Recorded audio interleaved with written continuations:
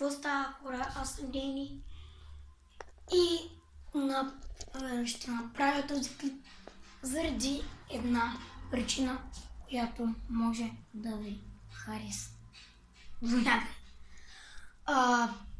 На 10 юли, сега сме 20 юни, да, сега сме 20 юни, преди 5 дни отвориха медиката на 15 юни, да, това е друга тема. Днеска сме 20 юни, на 10 юли ще има фен среща пред театъра на Центъра, драматичен театър, не този театър до фонтаните, а другия театър до дет за него има там една площадка, нали, или оки там, нали? И на 10 юли ще бъдем, мисля, че всички ютубъри от търговищите, като Росен Русков, Сашака Про, БГ ОМГ,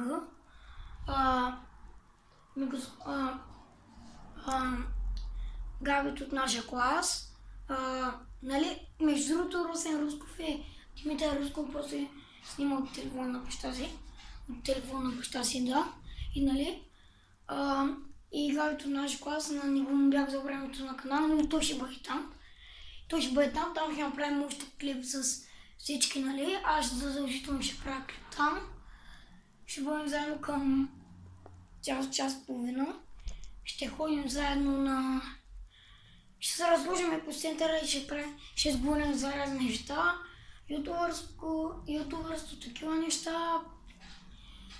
И да, нали, нямам друго за което да кажа. Фен срещата ще бъде 12 часа. Да, 12 часа, което се пада на обяд. 12 часа на обяд. И да, там ще се чакаме и ще видим колко хора ще се съберем. Знам, че аз имам само 21 абоната, но снимам все пак от 3 месеца. И да, това ще клипът, нали, като клип предупреждение, нали.